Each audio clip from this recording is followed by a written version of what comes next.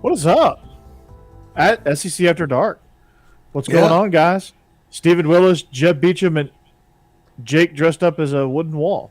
Yeah, he's wearing Alabama camouflage and maybe celebrating them updating the indoor facility with their SEC championship over Georgia. But they had to put something up, right?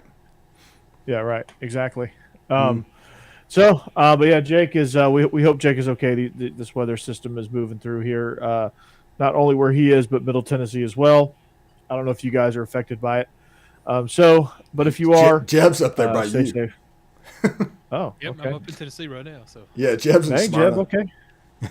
Jeb, you and I are going to be taking cover now. Steve is the only one in the palatial Central Florida studios. Yes. Is it still palatial? Yes, it is still palatial. Today the maids came by, so it's actually clean. No, there you go. Uh, The maids. Our show is so successful, Steve has got maids now. well, yeah, obviously.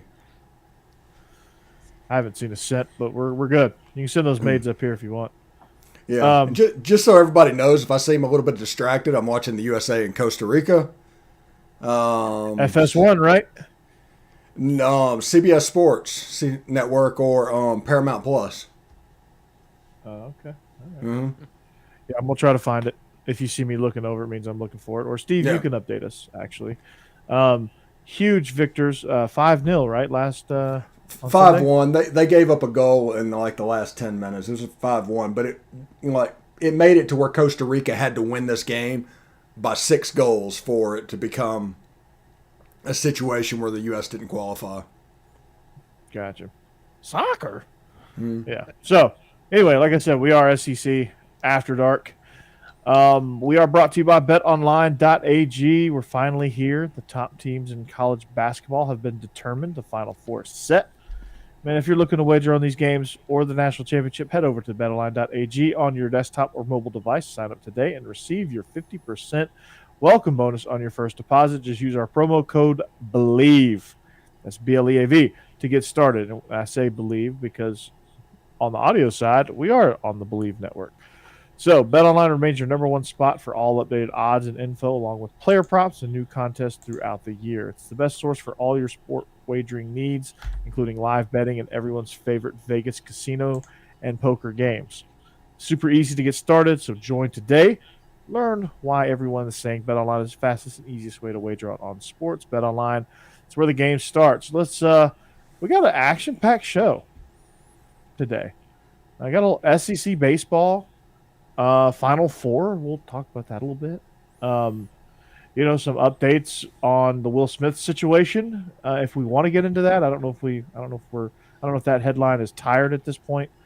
If not, we can just smack that right off the show.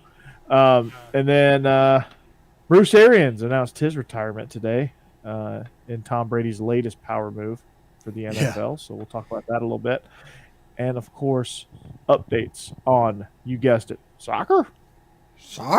We hope we are your midweek break. We hope you're your midweek break, letting you know you're almost to Friday. So that's really good, Cassidy. We're glad we can provide that for you and for all of our listeners / viewers. It's like hanging out with your buddies at the bar. Yeah, I don't know how Cassidy has internet, but Jake doesn't. I'm trying to figure that one out at the moment. She was the first one to the phone.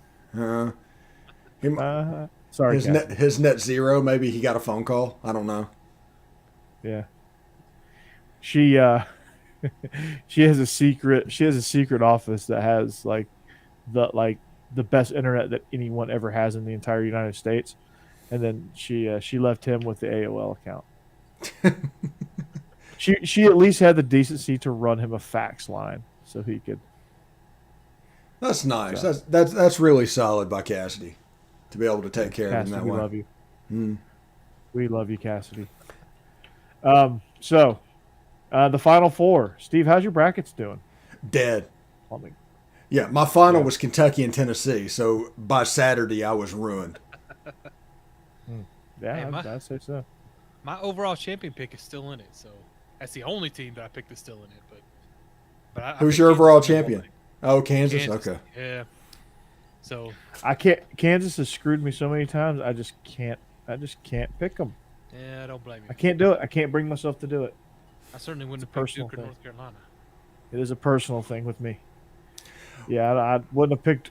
I almost picked. I picked Villanova to make the finals, but I picked them to lose to Baylor. Yeah, I did too. So somehow I I'm just still in really can't good root shape. for- In one of my Can't root pools. for Kansas at all because they name it James Naismith Court. Basketball was invented in Massachusetts. I realize he Not probably Kansas. moved there. Yeah, it's not in Kansas. I mean, other than after the fact with James Naismith, it's kind of pretentious naming it after him. And there's that 30 for 30 with them trying to get the official rules of basketball in Kansas where they belong. No, the game was invented in Massachusetts. If anybody, if it belongs anywhere, it's UMass. Yep, it's UMass and John Calipari. He actually invented basketball. If you didn't know, him and Marcus Camby were the pioneers of basketball. What was that guard they had? Wasn't he from Puerto Rico? That year they went to the Final Four with Camby? Oh yeah, That That's guy gonna was. bother me. There was a stretch where you had that, and then you had like the Puerto Rican guards for Temple that were really good. Yeah, And there was a Yeah. stretch in the 90s where, like, you know, it was really freaking. Oh. yeah. No, I Sorry. I hear you. Let's see. It's a great movie. Hey, former associate producer Jake Thomas joins us in the chat. Hey, there he is. Uh huh. It was Edgar. They were brothers. Edgar and Gideel Padilla. There it is. I don't know why I remember that. That was back whenever we would go to school with a wire hanger, and we had the special needs room that wasn't being used in the afternoon, and we'd go in there and turn the TV on, put the wire hanger in there for the antenna, and watch the games on CBS because that's back when CBS basically picked which game it was going to show.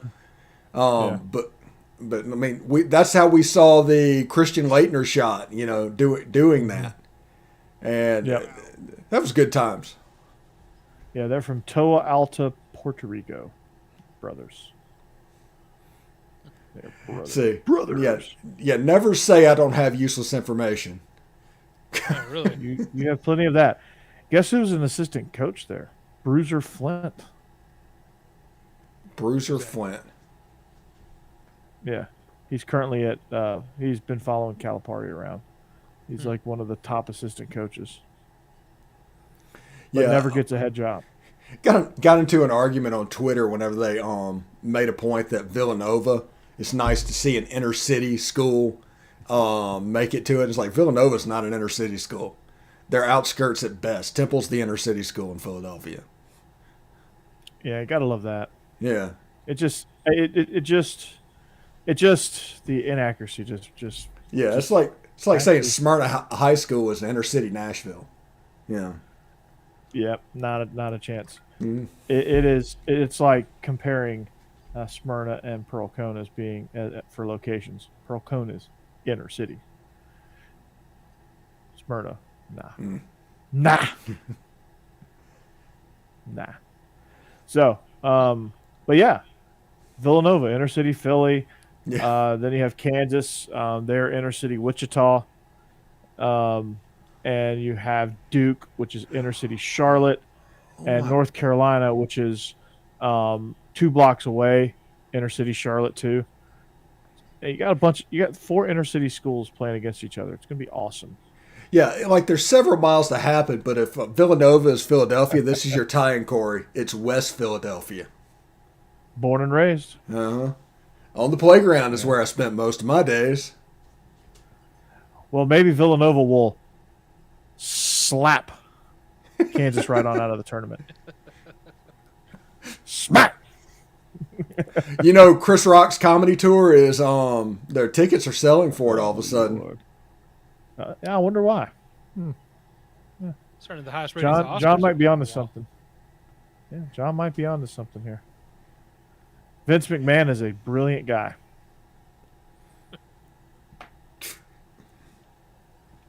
Well, if you look at that slap, either Will Smith is the biggest bitch known to man, or that was a staged fake slap because he hit him with the end of his fingers. He just barely hit him with the fingertips. It wasn't even a full slap. It was almost like pulling his punches. And yeah, because he probably had he probably had second thoughts when he went up there. He's like, I'm about to F up, but he couldn't stop himself. Yeah, he laughed at the joke until his wife rolled her eyes at it. I don't think he was trying to hurt him. I think he just went up there to make a point, but I don't think it was a good idea. The Oscars asked him to leave, and Will Smith said no, because I didn't know that's how that worked. Yeah, no. Hey, Mr. Smith, we know you assaulted the host and brushed the stage, but could you please leave if you want to? That is, well, if you're not. He had to win a Best Actor Oscar just a little while later, so they had to leave him around for that. They couldn't say where's security? They were giving the award to. Why is Will Smith not getting tackled? Yeah. Maybe he was just method acting Richard Williams. Probably caught them off guard too. They had no idea what was going on. Whatever the case is, Vince McMahon's eyes just lit up. Yeah. Oh. Just terrible. They got tired of the person that writes usually for the show, and they wanted to they hired some WWE writers to come in and produce the show. That's what happened. Well, I'll tell you, they're lucky. Chris Rock was up there, and that wasn't Ricky Gervais. Because if it was Ricky Gervais, he would have just assassinated her. If she didn't leave with a complex, he would have failed. Yeah, there's a lot of comedians that would have turned around at that point and got a lot harder. So I think Chris Rock handled it as well as you could at that point. But there's no reason Will Smith should. I love Will Smith. Don't get me wrong. I love it. There's no reason he should have got up and done that. Yeah. He could have handled that so much better. He could have just did the whoa, no.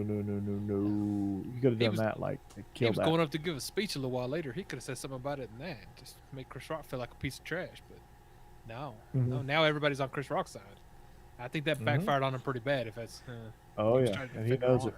Oh, he knows it too. He knows now it.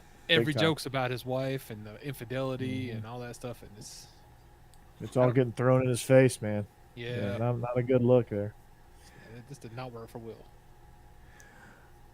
But it was a slap heard around the world for Chris Rock. Good for him. Yeah, it's true. Although some people were mad at him, he did do a whole documentary on like black women's hair, stuff like that, and then immediately turn around and make fun of it.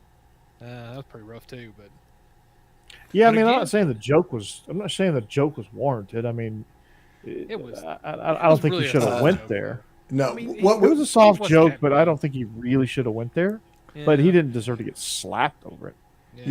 When it comes to this, we've gotten soft, and it's that whole words is violence BS. No, sticks and stones is a thing, and that doesn't justify how you react to it. And that's what it took. There, he escalated that to a point where it had no business being. And I don't care if she has alopecia.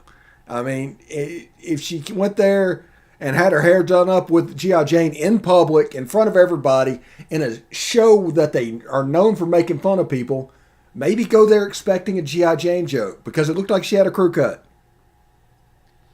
Yeah, and that is what they do there. This is the problem, though. Now, it's called assumption of the risk. Yeah. Our comedians going to have trouble making jokes because they don't know if they're going to be assaulted, and they're going to start toning it down. Because I'm going to tell you, the Oscars is already kind of hard to watch, and now if you take the jokes out of it, I'm not going to ever watch that crap again. Yeah, I mean, but at the same time, you can't have them just getting assaulted. No, anytime somebody gets mad. I mean, I think if the joke is out of bounds, you handle it with words, and you handle it privately and say, hey, bro, I didn't like that joke, and he could have said, sorry, bud, and then moved on. And that could have been it. Like, you meet words with words. Yeah. Not words with fists. Yeah, you don't escalate. And like I said, my favorite. I would have been slapped, John. And Cody. Cody. Let's see. What's his name? Jerry Seinfeld. There's a meme of him on Twitter, and it just says, it's like Jerry Seinfeld, what's the deal with airline food? And the next one, it's like American Airlines CEO comes on stage. You know? Yeah. What's the deal with Delta? Why do we have to do the dog and pony show? What's the deal? And then Delta CEO goes, BAM! Not good look. Well, What's the deal? The food is terrible. George, what are we going to do? I got to work on my Seinfeld, don't I? Yeah. a little bit. A little bit. You get the point. You knew I was Can't do doing it all, Seinfeld. though. Yeah, true. I'll get it polished. That was terrible. I don't know. I still think you can have comedians. I know some of them make bad jokes. It doesn't always work out well. But I guarantee you Chris Rock would have got roasted for that if they had said something afterwards instead of just getting up there and assaulted him. Now, like I said, it's all on Will Smith. Just now. re-roast And I hate it him. 'cause I I love Will mean, Yeah. just re-roast him. Comedians take shots. And Yeah. not all and, shots. and, and they're made for it. You know? Yeah. But like you said, the Oscars is kind of like a mini roast anyway. If anybody was there, people get roasted all the time. Yeah. Like I don't said, see why this it's was assumption of the risk. Yeah. Yeah. I don't know. Yeah. I don't know. Hopefully we'll move past it soon, though. I'm kind of tired of seeing it. There's a such thing as an appropriate joke. I mean, there's not a ton that's off limits, but you know, As long as I they're don't know. funny. You know, like going after kids is not really like. Yeah. He didn't go It's after kinda out of infidelity or bounds. do that weird stuff. You know? Yeah. Don't get too Yeah. personal. Like digging way too personal is inappropriate in my mind Yeah. as a joke. Dave Chappelle's comedy concerts to protest him because all the jokes he makes.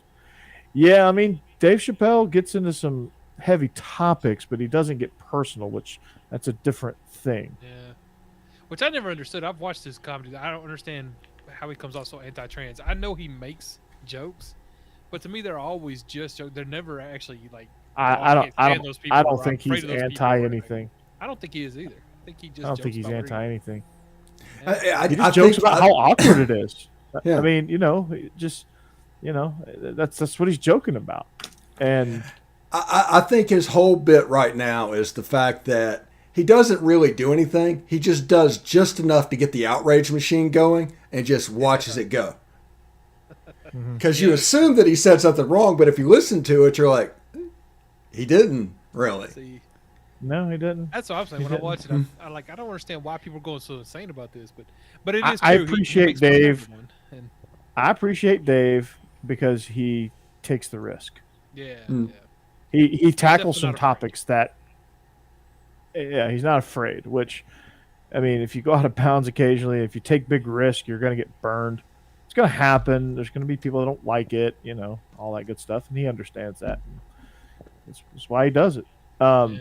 But listening to some of his recent specials, it sounds like some of his jokes just turn into political rants, which I don't like because he's getting away from like what makes Dave Chappelle Dave Chappelle. That's what's happening with Saturday Night Live. Like everything just starts turning into a political rant and not really like having fun with it. Like presidents have been made fun of ever since Lorne Michaels said the word "go" back in 1979 or 78 or whenever they started. When Gerald Ford fell down the stairs of the airplane. Yeah, And Chevy Like, Chase they've been became Gerald Ford. I mean, that was it. Yeah. Yeah, and then so on and so forth. Dana Carvey's still one of my favorites. Doing He's a good George George Bush. Yeah. He's great, George Bush. Who's the guy that does? Who's the guy that does Bill Clinton? Daryl Hammond. Yeah, that was. Yeah, Daryl Hammond. Yeah, that's Will Ferrell had a good great. George W. Bush. Yeah, I mean, just so on and so forth. Like, it's outstanding. It's hilarious because they have fun with it. It's not like mean spirited. They just have fun with it. Yeah. No, and Dave Chappelle usually does used to do a real good job of staying away from the politics. Like his was just funny. But you're right. His last special, I know, it kind of got a little heavy, a little fast. Now, John, to answer your question, it's because everybody has a platform. Mm-hmm. Like, people probably did this stuff in the privacy of their own home. Now they have a Yeah. platform. So now you're just hearing about it. It's like stuff that on the 24-hour news cycle that you've never heard about before that you hear about now because it's available. It's just in the open now. Yeah, the fact is the world has just changed. It's just social media and the internet has just changed the world. It's a smaller world, and just people have the access and the platform to bitch and moan. And that's what they choose to do with it. They're gone. Not my cup of tea. If I don't like something, I'm going to change the channel. But you do you, I'll do me, and we'll go with that. And you know what? It's just because everybody has to be pissed off about something. Everybody has to be outraged about whatever's going. People apparently like to be pissed off and outraged. I don't know what it is, but they're not just okay being happy anymore, and that's kind of on them. Realistically, that's kind of them problem. But that just Farley is Newt Gingrich. That was a good one. Yeah. This permeates your life, and it's all around you, and people just really show their butt. But that outrage machine is what this is on. For instance, everybody's all in about Colin Kaepernick is getting blackballed, And as we just saw from Deshaun Watson, if you're good enough, they'll deal with the headache. In the end, it comes down to talent, but it's going to be made political about every single issue. Mm-hmm. Yeah, and I won't go down pathways that's going to start ticking off a lot of people who are listening to the show or anything. We start getting too political, but you're right. It's a problem now with I don't know how to explain it. I almost feel like it's almost a downside to America being as comfortable as it is to live in. Now we're just finding things to complain about and griping about, whining about. First world problems. People manufacture fear, or anger, because otherwise, what are we doing? We're just going to work and enjoying life. They don't want that, because then we're just happy, complacent, not out there voting and spending money. So yeah, if you want to turn it back into sports, people have to find a reason to hate somebody. Yeah, like somebody wins, oh, we got to hate them now. Well, that's true. Like you can't respectfully root against them. Like the Patriots. I'm not a Patriots fan by any stretch of the imagination, but I respect what they did.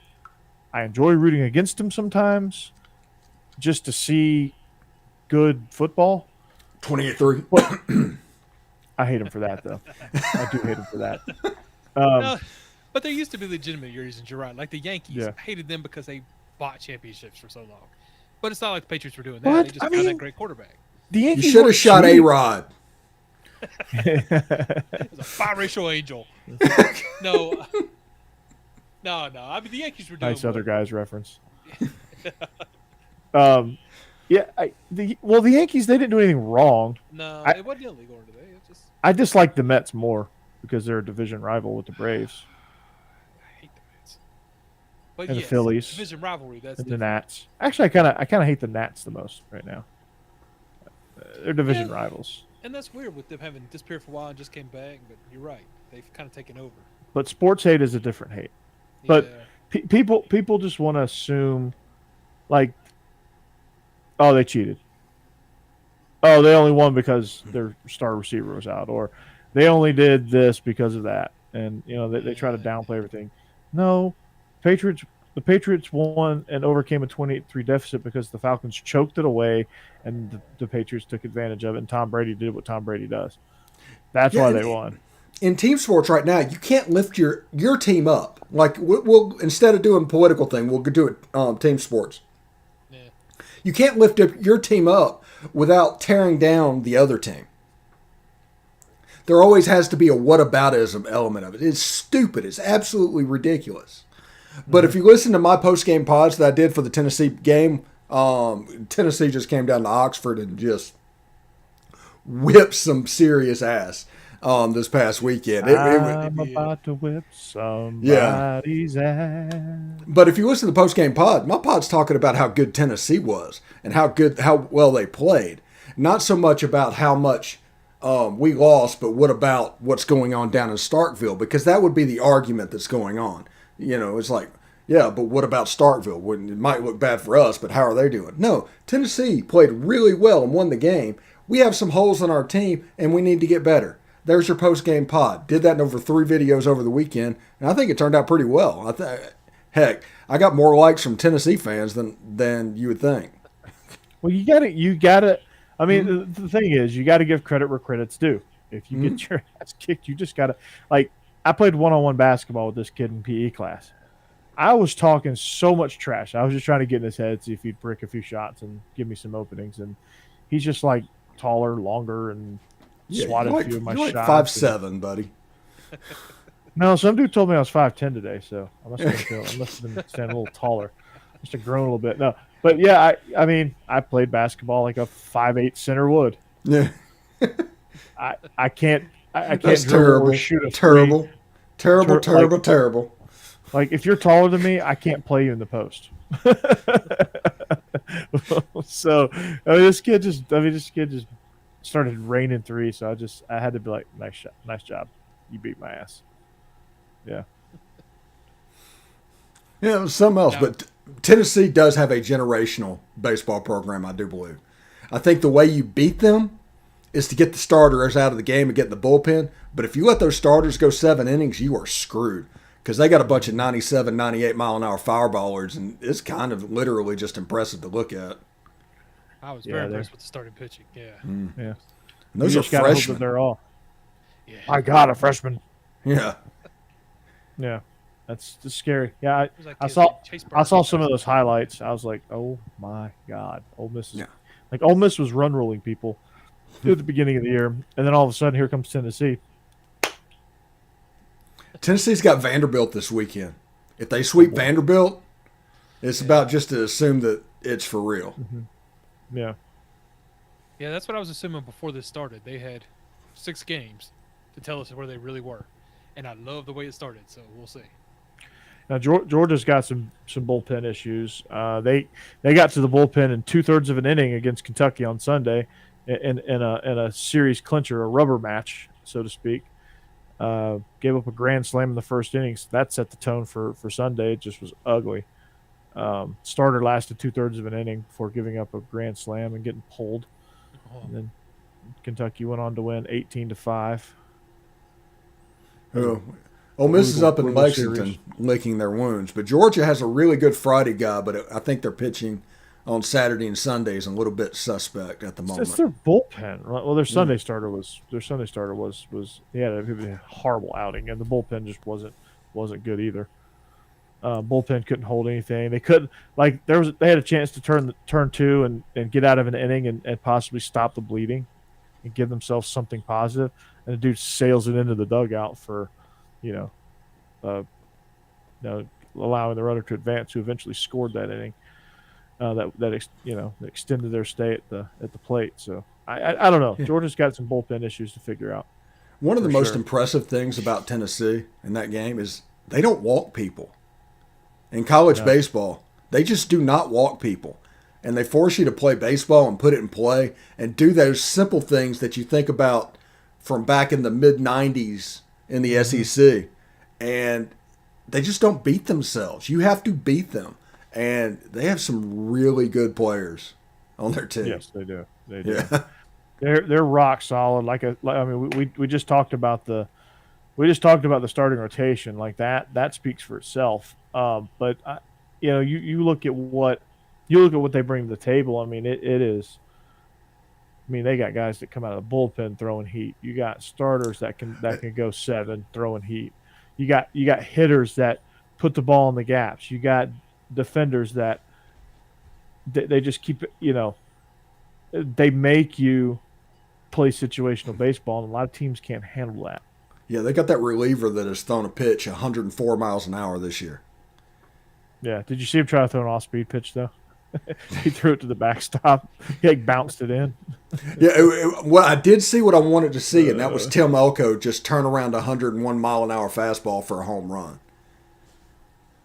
So I did want to see that because that was the matchup I wanted to see. Yeah. Now, later in the year, our best fastball hitters are going to be back in the lineup. They weren't in the lineup this time, so their pitching looked good, and they're a really good team, but we weren't at our best. Heck, we've got Calvin Harris right now, came back last night, went 3 for 4. He's hitting 600 on the season, and he's actually had at bats. He might be in the might be JT snowing this at this point, but we'll see if he calms down. Yeah. And exactly. yes, to answer the question in chat, Tennessee is #1 in the nation right now. And they deserve it because they they just should be. whooped the hell out of #1 in the nation. So they deserve it. They do. They absolutely do. But like we lost said, to Texas. Tennessee's up in Lexington they're Ole Miss is in Lexington. Tennessee is on with Vanderbilt. Who just lost to South Carolina. So Is that in Nashville or in Knoxville? I believe I'll look that up. I thought it was in Knoxville. I was in Knoxville. But yeah, I stand think it's by. in Knoxville. In Knoxville. In our nice little stadium.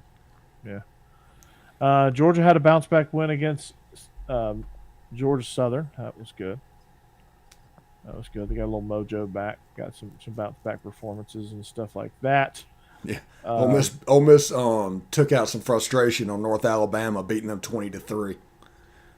Nice. They run ruled them. Yeah. Nice. But that's North Alabama. If they're Division I, I'd be surprised. They might be Division II. Yeah. Well, whatever the case may be, But it was good to get that. If Stacey is on here or Jake, did North Alabama beat Auburn or Alabama earlier this year? I think they beat Auburn. Yeah. I don't think they beat Alabama. I think they beat Auburn. Yeah. And also the soccer game is 0-0 at halftime, so Costa Rica having to get to 6. It's kind of problematic at the moment for them. Feeling good about that one. Yeah. Why are we talking about that communist kickball, boy?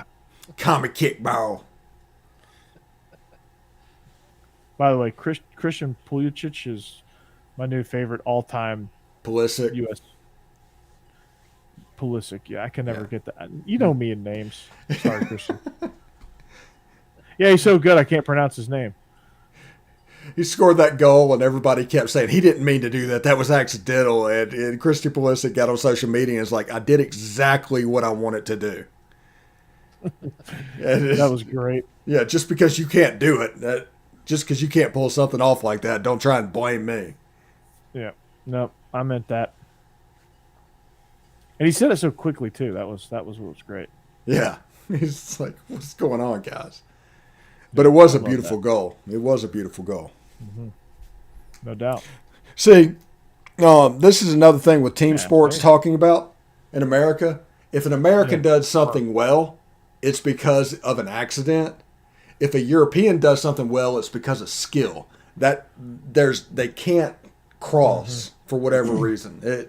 It's one of the things that really pisses me off and has caused me to kind of shrink from participating in their international soccer scene because honestly, it's just not worth it. There's some really stupid takes on there. Yeah, I mean, international soccer is not immune to what we call hot takes. So, like I said, everyone has an opinion now, and not everybody's opinion is based out of fact or fair. Everybody's opinion is, Brock. Like I jumped in a Twitter thread yesterday about Brock Bowers, and they were PFF was comparing him to Kyle Pitts, and this guy was like, all this guy does is catch screens. I was like, yeah, and he houses them too. Like, whenever they do that, I hate that because honestly, Kyle Pitts and Brock Bowers are two different types of players. They are. I mean, Kyle Pitts, say whatever you will, he's more of an Evan Ingram type player. Brock Bowers is actually in a tight end. He actually does the stuff that the tight end does. Brock Bowers is more of a Gronk. He does Gronk things. Yeah, like he'll go up and moss you. He'll take a screen to the house, like 50+ yards. But he'll also block his ass off. Oh, he'll come down and knock your teeth down your head. And Kyle Pitts, he was basically just a jumbo receiver. He was the Jimmy Graham of tight ends. That's what Kyle Pitts was at Florida. Yeah, but they call him Little Screen Boy Call him Screen Boy. Because he catches screens. John, that is exactly what I'm saying. Yeah, that's good. Nice.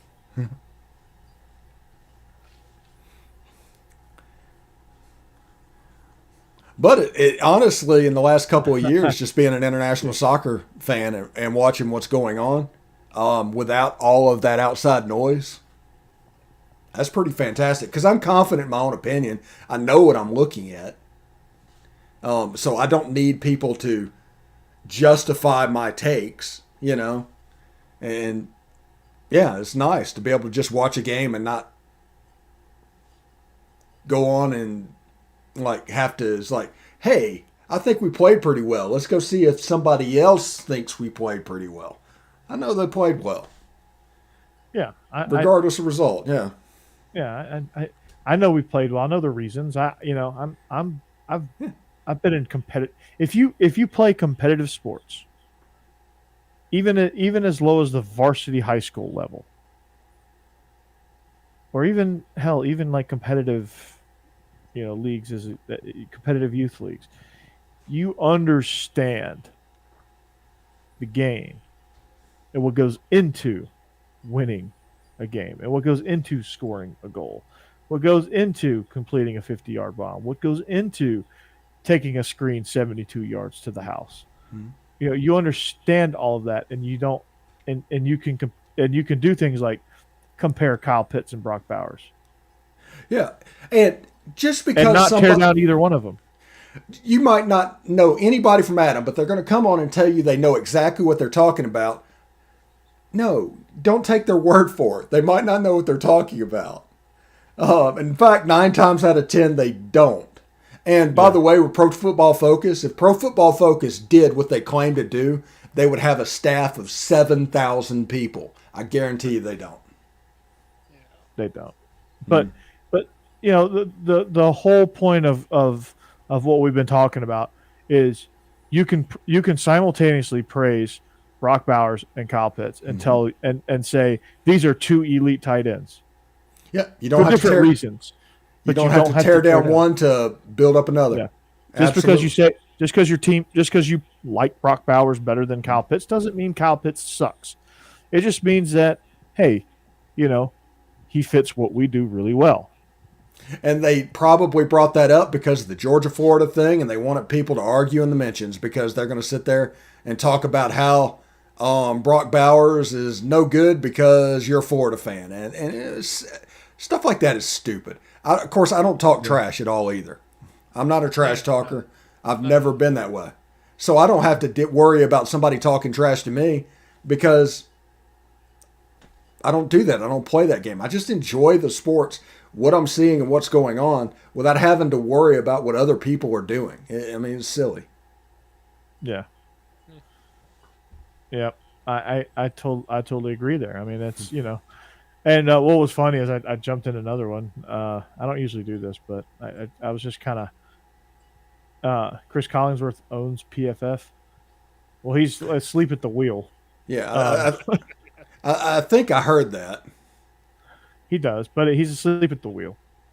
I guarantee you, he like those stats are just so. Yeah.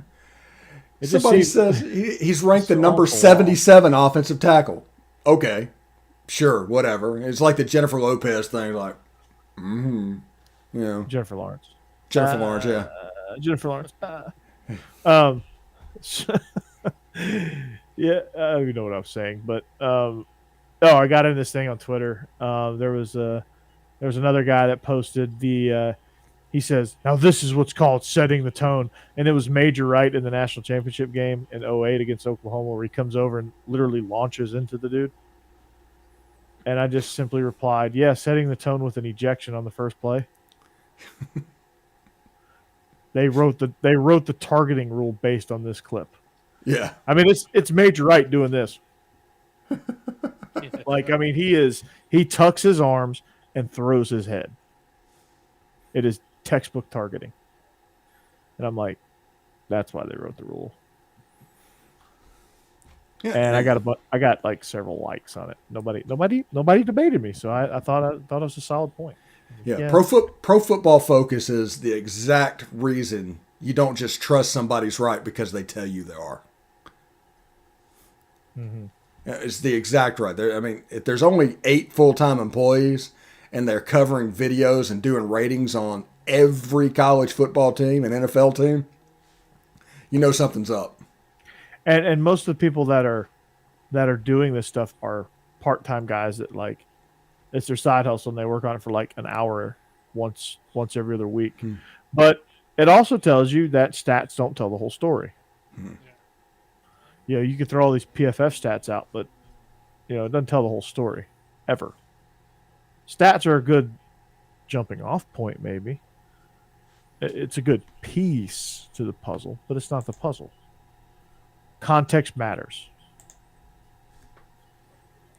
Yes. It matters. It absolutely matters.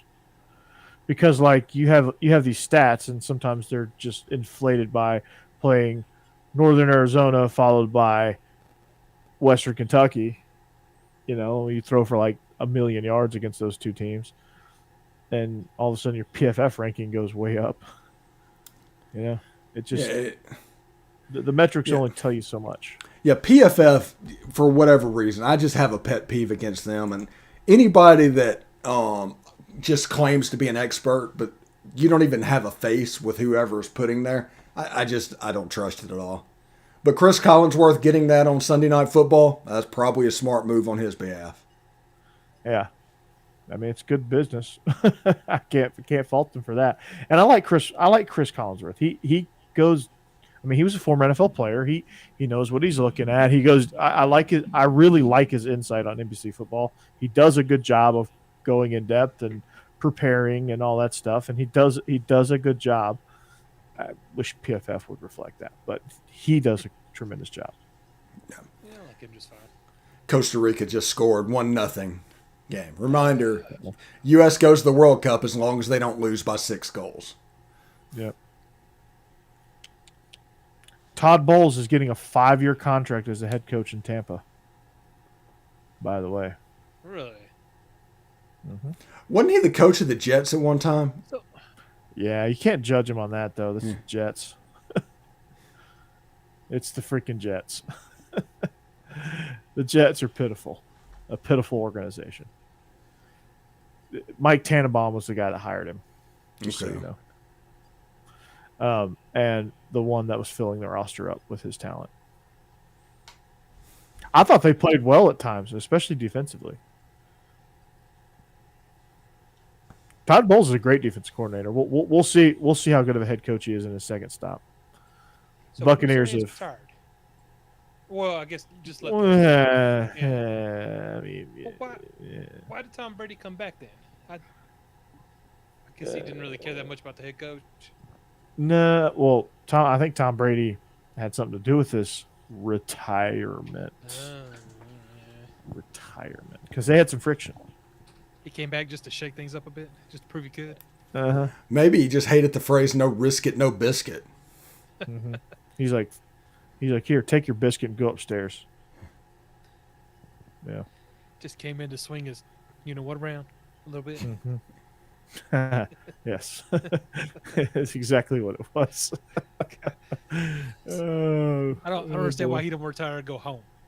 Got a beautiful wife. Go home. Yeah, go home. Yeah.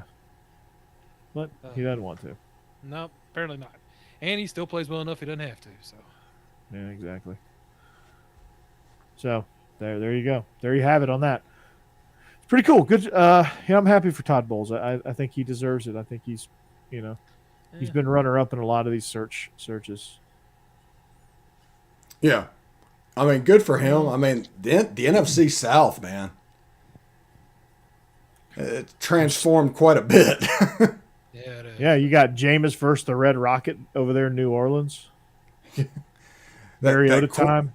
That quarterback competition extraordinaire. Be epic. Sean Payton's like, I hope you guys enjoy that. Have fun with that. He's probably rolling his eyes. He's like, hey, glad I retired. Kevin James, you want it? Yeah. Guess there will be a part 2 to that movie. part 2, he's gonna be doing Corona commercials on the beach, like Tony John Romo. Gruden and Tony Romo. And then what beer was it that Jimmy Johnson did on the beach right after he left the Cowboys? Was that Bud Light Lime? I think I so. don't remember. Like Bud Light finally went away from their just normal basic Bud Light. Bud Ice. Remember the Bud Light versus Bud Ice in the Bud Bowl commercials? Well, that was Budweiser versus Bud Light, buddy. Well, they did Bud Ice too, I think, didn't they? No, Later I think on? Bud Ice happened a little bit later. That's what I'm saying. They did. It was like Bud Bowl 8 or something. They did like Bud Ice versus Budweiser or something like that. I don't remember. I remember the Puppy Bowl. Yeah. Was that on Hallmark? I don't know. That was a Kitten Bowl. Oh, maybe it was. I mean, some years that was probably better than the actual Super Bowl. Yeah. Yeah. Speaking of good coaches, Jimmy Johnson, phenomenal coach, phenomenal TV personality too. Steve is just frozen. Jimmy Johnson on TV, his second career with that was just a fantastic move on his behalf. I think Sean Payton has a chance to do the same thing. Sean Payton would be great on TV. Hmm. He just his smug takes, you know. He has that Yeah. smug face. He has a very punchable face. Yeah. Well, Sean he Payton does. got that from all of the years owning the Falcons. He got that with all the ass chewings he got from Bill Parcells in Dallas. Oh yeah, and he was the offensive coordinator. Sean Payton, by the way, I don't know if you remember this. He was the offensive coordinator that Jim Fossil with the New York Giants just completely threw under the bus to basically save his job. Yeah.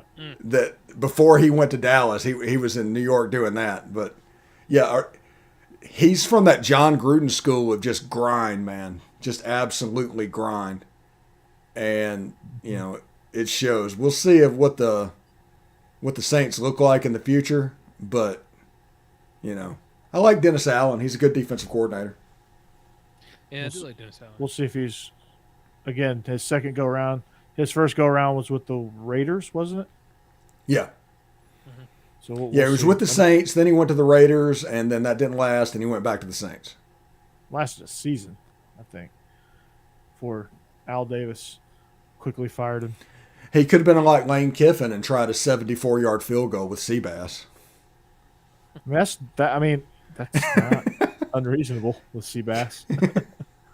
Seabass probably took shots of vodka before he went out there too. Yeah, I must hydrate. Then goes out and kicks a 86-yard bomb. Kills somebody in the stands. Oh, Seabass. He The funny thing about Seabass doesn't happen if he doesn't if Florida State doesn't go wide right, wide left, wide right. He was Bobby Bowden's answer to that. Yeah, just kick the hell out of it. Do whatever you want. He's like, I own Poland. I am Sebastian Janikowski. I must break you. I don't know if he actually talks like Drago, but it sounds fun, right? Makes sense. I've never heard Sebastian Janikowski actually talk. Really? So what if he has like a Either. Mike Tyson voice? No, what if he's like Clubber Lang? Everybody thinks he's Ivan Drago, but he talks like Clubber Lang. I pity the fool. Pain. Or he talks like, "Hey man, I'm just gonna rip your head off. All right, I'm gonna shove your umbilical cord down your throat." Huh? It's ubiquitous. He just starts using big words. Doesn't he really know what they mean because he's Polish?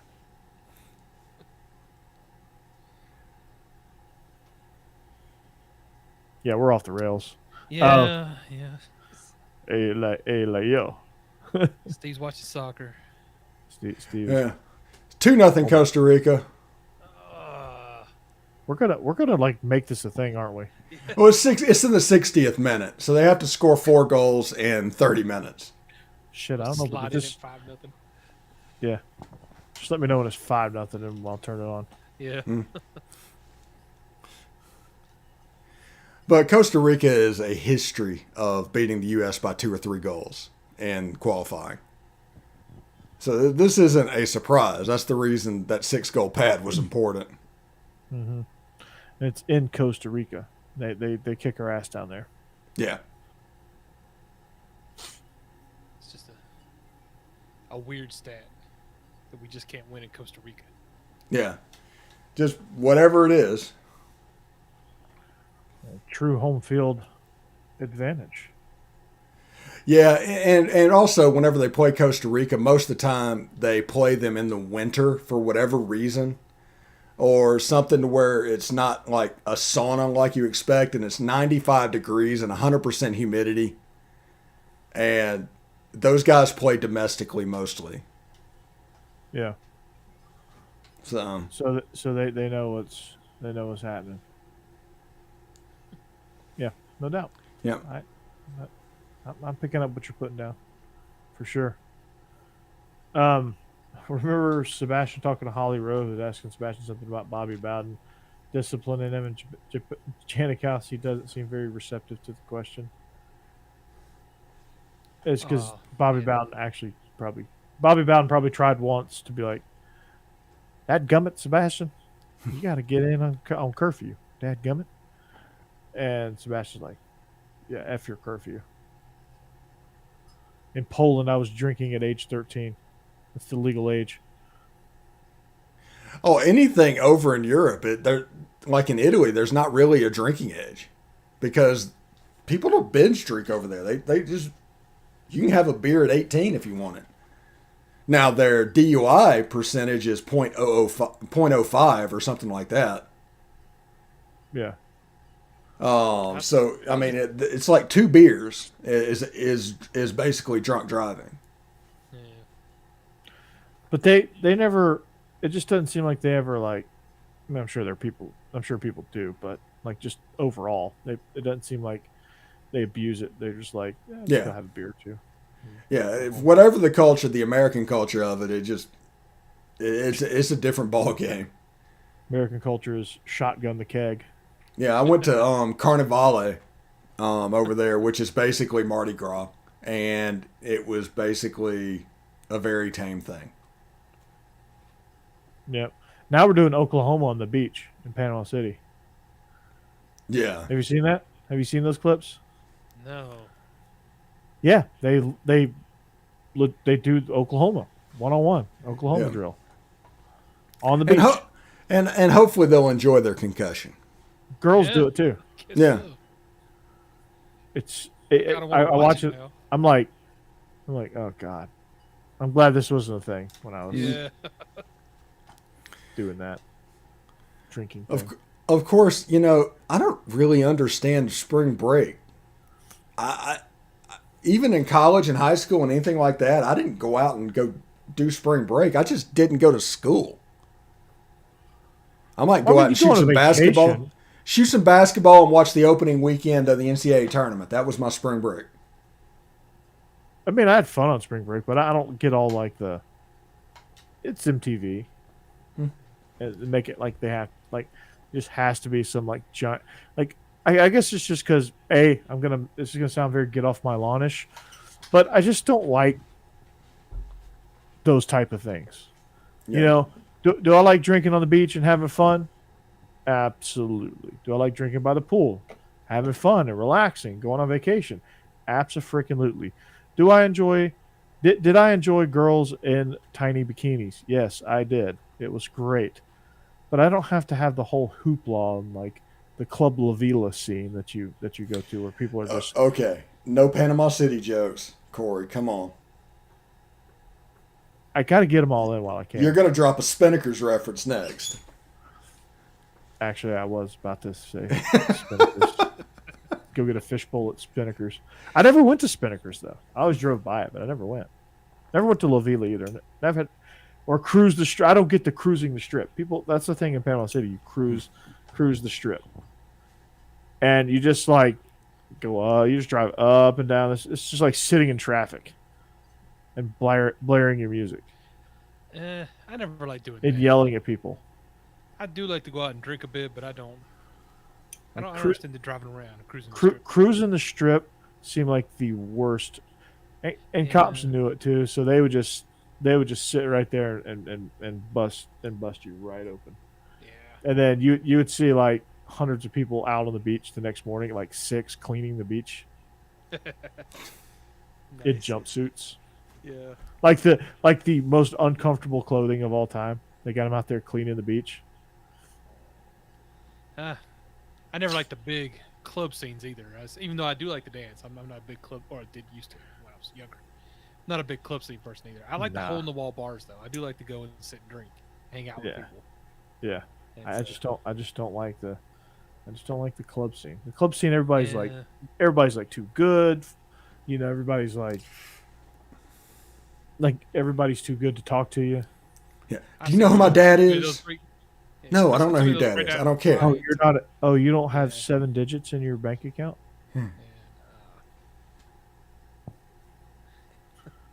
Yeah. Yeah. Back away. That scene is mostly just there to impress people. Yeah. It's annoying. Yeah, the club scene is just a whole another level of just want nothing to do with it. I went to a club, like my friend, like I wouldn't say my friends, but we all got convinced to go to a club one time because one of our friends is dating a girl that worked there, and so we're like, okay, we'll go. It may be cool. I don't know. I'm gonna have an open mind because 22, and we're gonna have some drinks and whatever. I'm gonna have an open mind about it. So we went, and it was the worst. You had to wait in line. Like, no one would talk to you unless you had a private table with bottle service, which is like $500 an hour or something like that. Wasn't into that. Was not into that. No. Like you go to a place called Opera. Like these one-word club names. Yeah, don't go to those. It's about as pretentious as it gets. There was a place in Nashville that I used to really like called The Wheel, and that was because nobody went there. There's like always 3 people in the bar, but the music was pretty good, and the beer was fairly cheap. Yeah. And the Wheel. You can't go to the Wheel anymore. Yeah, it's closed down. Yeah. I mean, even if it wasn't, it'd be packed now with bachelorette parties. Yeah. Which downtown is crazy now. They're fun to look at from a distance, but I have no interest in going to Broadway anymore. None whatsoever. Yeah. Obviously, I don't either because I got out of there. All right, Jeb, when we going? I'll meet you there. I was gonna say, now that I'm in Nashville, I gotta do that real quick before I leave, just to Yeah. remind myself what I'm missing. You gotta go puke off the 6th floor balcony at Honky Tonk Central. Not tonight though. Just a warning, because I've been hearing strange things outside. We're under tornado watches right now in this area, and it says over 3,500 people have already lost power in Nashville. So it's apparently getting to be a mess out there right now. If our show abruptly ends, you know why. Yeah, if I disappear, I'll let y'all know I'm okay. But And we're just filming the sequel to Twister. yeah, I try and get as much on camera as I can. They couldn't get Bill Paxton, so they got Jeb.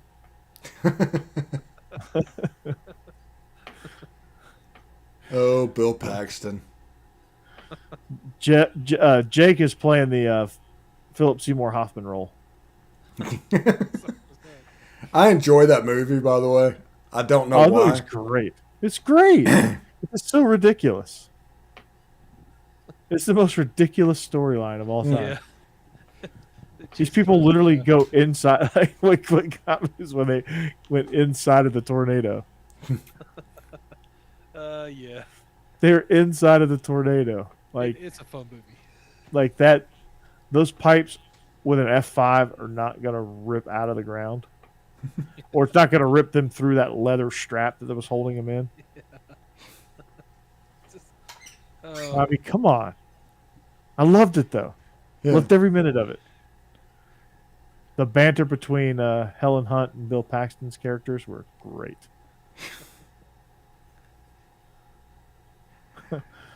Game over, man. Game over. That's all I could ever hear in his voice. God, I love it. And, you know, I just getting back to the chat done, John, I have heard that about Nashville with all the transplants and everything. I have not seen it, though. And I think it's just because I stick to my little usual hole-in-the-wall places. John, I'm a transplant, but I don't have a man bun. There's a lot of people from California coming out this direction, out to Texas and Tennessee, but it's I don't know. I just never ran into them, so I don't know where they all go. I think I went to a bar once that was nothing but it was a mojito bar is what it was, but I hated it when sat in the car until the people I was with finally agreed to leave. So maybe they were in there. The only people moving down here besides me and Jeb are people with truck nuts. Yeah, Steve, look at your truck nuts. We definitely found the redneck area of Florida. Yeah, they're not in that seriously North Florida part where you expect it to be anyway. There was like an F-350 going down the road with a sticker on the back that said "It won't suck itself" on the back window. It was like, so classy. Florida man, just like doing it. And these people driving around in F-350s are all bitching about gas prices. Yeah, well, yeah. Yeah, diesel too. You don't seem driving as much right now, but I mean, you did go inland, North Florida. Well, and that was the point. Middle, yes. Yeah. I didn't want to live on the coastline because of hurricanes, but I wanted to be close enough to get there so I can get to Tampa or Orlando in under an hour. Yeah. But we're not up, Gainesville or something where you might as well be living in Georgia or Alabama or something anyway. At least you don't want to live Florida. in Gainesville anyway. Oh, God, no. South of I-4 is not the South. We no longer live in the South. Yeah, that's the thing. We moved out of... I-4 is kind of the southern boundary, yeah. Naples might as well be New York City, Junior. I'm going to have to get over there and check that out. Naples is nice, though. I haven't been over there yet. It's a nice little town. No, I got down there and was sequestered a little bit because of the whole COVID stuff, but that's all behind us, I hope. So when I get back down there, I plan to go exploring. COVID is not gone, but it's not like... As long as we don't get another wave of that crap. It's another... It's just it has turned into another seasonal... Yes. Yeah, that's fine, yeah. It just comes and goes. You just get it, and you get rid of it, and you treat it, and you move on. Yeah, and there's a vaccine for it. So you just go to get your flu shot and you get your COVID shot and you're good to go. Mm-hmm. Yeah, I was going to say, I already get flu shots anyway. So. Yeah. You get your cootie shot, though?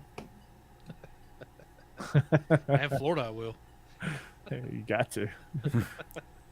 That's called penicillin. Yeah. We don't want to turn into Florida man. Florida man. I see Steve. Yeah. His mugshot's like this. He's doing the. And also in Florida, no helmet law for motorcycles. It's called natural selection. Yeah, it's exactly what it's called. I love it. Ron DeSantis, you are my hero. If he dies, he dies. That's his choice. You don't want to wear a helmet. Yeah. We got another job. We're creating jobs here. There's got to be somebody who's got to scoop up the brains on the highway. Great callback. I love that. Always found south of Tallahassee to be not the South. Too many Yankees. South of Tallahassee is the ocean. No, that's no. South of Tallahassee is Gainesville, and Gainesville, if you've ever been there, that's definitely east. The South. Huh? East. No, that's east. South. Florida is south. Yeah. Well, the Tallahassee's on the Panhandle, though. You got to go this way first. Yeah, but you don't have to go like an hour. But it's south of that. But in the Panhandle, like I-4, like Orlando's not the South. Tampa's not the South. Kind of I-4 is that border. Yeah, because I-10 is definitely the South. Yeah. Oh, yeah. Yeah, if you're in the Panhandle of Florida, you might as well be in Lower Alabama. Yeah. L.A. Home of the Heisman Trophy winner Forrest Gump. Which I'm not saying there's anything wrong with. I'm just saying I wouldn't have moved from Tennessee there because what's the point? Like going all the way down to South Florida. Well, oh, Gainesville's on I-75. It's not on I-10. You have to go south of I-10. You hit I-10 and then go south like At Lake City. 30 miles. Yeah. Yeah. You hit Lake City and go south because Lake City meets I-10. And then about 30 miles Yeah, south of Orlando is Ocala, and then the turnpike hits, and you're officially in Central Florida. But And they've then got you that go- swamp in Gainesville. They literally have a swamp in Gainesville that has watch out for poisonous snake signs. Mm-hmm. Yeah, I mean, it's like, no. Gainesville's that place that you were warned about. It had to be snakes. Yeah. It had to be snakes. Mm. Yeah. Yeah, Tallahassee is. you're right. It is over on the Panhandle. Mm-hmm. I couldn't remember where Tallahassee was. It's like in between Panama City and Lake City. Mm-hmm. Yeah. Yeah. Between Pensacola and Jacksonville, just right in the middle of the Panhandle. Pensacola Jacksonville's is. on one side. Pensacola's on Pensacola is almost. Pensacola's almost in destined. Alabama. Yeah. yeah, that's the Pensacola's the like the tip of Florida one way. Jacksonville's on the Atlantic the other way. Yeah. When I drive Like home, Like you got Pensacola, and then you hit a 5-iron, and you're in Gulf Shores. Yeah. when I drive home from here, it's like a 12-hour drive, and 10 of them are in the state of Florida. Seriously, it took me 14 hours to get home last time, and it should have been about a 9 to 10 hour drive. 14 hours, and all of that was because of Florida. As soon as I hit Georgia, smooth sailing, no problems. Well, But Florida usually, did it's, not want to let me go. usually it's like the Macon area too, like between Macon and Cordele, and And it slowed down a tad bit there, but not much. We were on. It was a Saturday afternoon. There just wasn't much going on that day. But I always hit traffic in Tampa, and then a little bit in Ocala, and it's usually smooth sailing from there. Yeah. there was some weird pileup on the interstate. The interstate was just shut down when I was trying to go through. Well, tornado just went through, Jeb. Yeah, that's true. That's true. We've been getting tornado warnings the whole time we were driving, and then Yeah. I saw them. They were just shoving like pieces of a tractor trailer off the side of the road into a little ditch, so we could just drive by. It was I don't know what happened, but it was bad. He said, "Oh, screw your warning. I got to make this delivery." Yeah, he did not make it. That tornado said, Yeah, y'all missed it by like 30 minutes. But let this be a lesson. If you would have got up at 5 and hit the road, you would have missed all of that. That's true. And it would have But- probably been an 11-hour drive. But it had snowed that night in Nashville, so we were trying to go a little later, so the snow would all be gone by the time we got up there. And yeah, it bit us pretty bad. We should not have done that. "Yeah, So we learned. I'll get up early on the way home. when you going back to Florida?" The 16th, I believe, April. So I got a couple more weeks up here. There you go. Got to see, Smyrna. got to see some of my friends. Got to see my family. So I'm accomplishing everything I want to. Oh, my taxes are almost done. I'm just waiting for the accountant to get done so I go sign. Oh my! So I've done everything I come up here to do.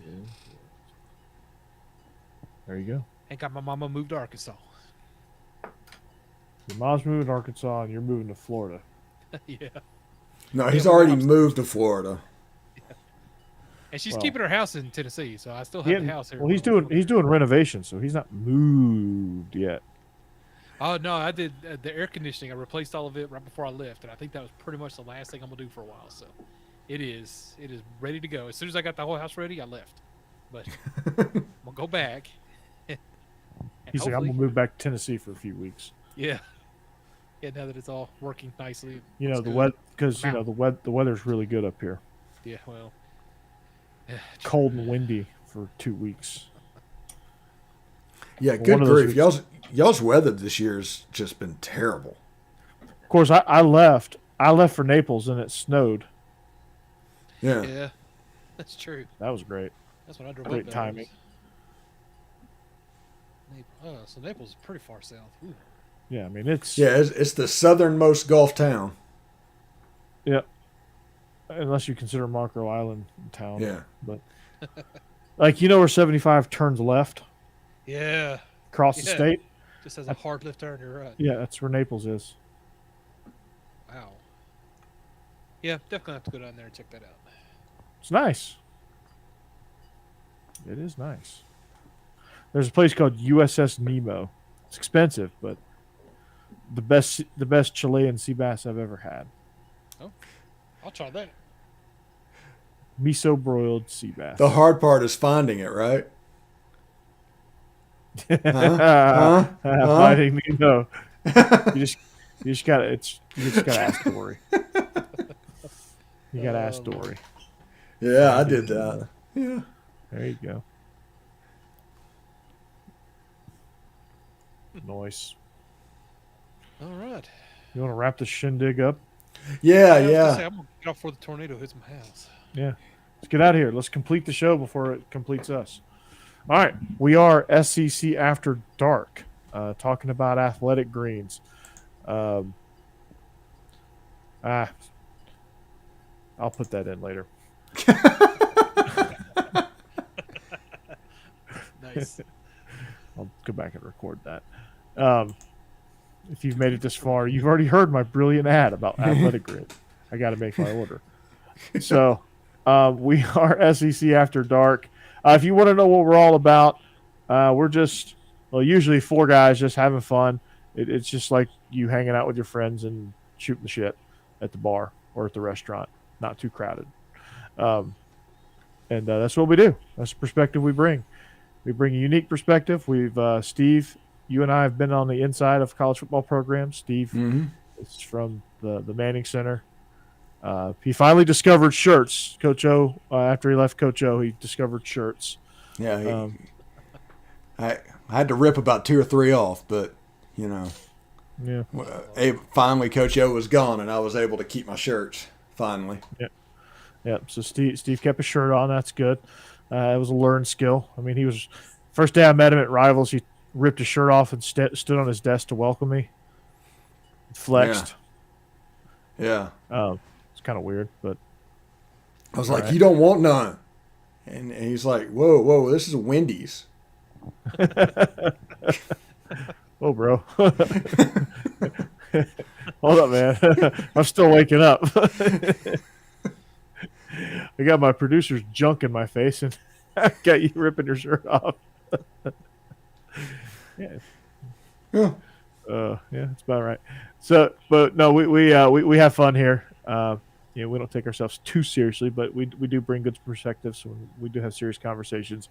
But we also like to have fun. Like I said, it's just like you're hanging out with your friends. That's what we do. That's who we are. We are SEC After Dark. We're supposed to be fun. We're supposed to be light. We're supposed to, that's how it's supposed to go. There's too many stuffy shows. We're not journalists.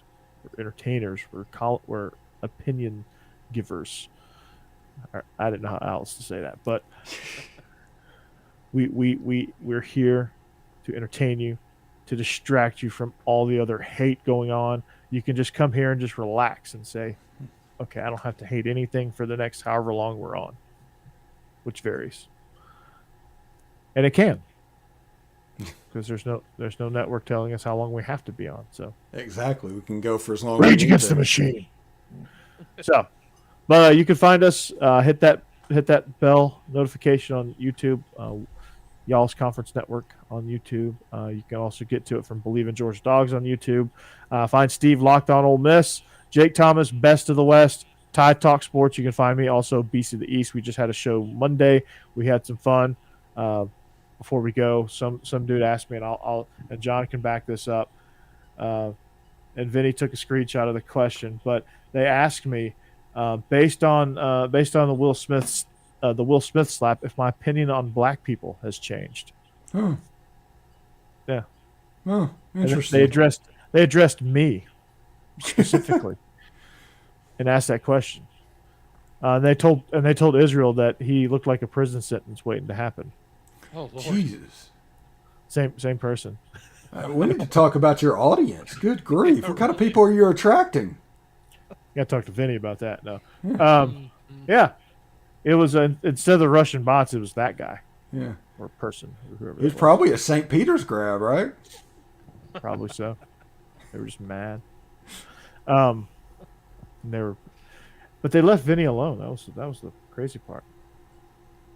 But yeah, I thought I was like, what kind of question is that? So yeah. Yeah, really. Um, That. yeah, but luckily we didn't get any of the stuff that we got last week, the Hitler stuff. Yeah, that was weird. That was extremely weird. Oh, sorry, I missed that. Yeah. Yeah, missed some fun there. Well, we might have got it. He's muted on the chat. Oh. Well, they come in with they just create different usernames is what they do. Yeah. So, yeah. But anyway, we have fun. We deal with stuff like that. But we also enjoy our regular guests like John and Cody, wherever Cody's been, Cassidy, Stacey, the whole crew of our regular people. I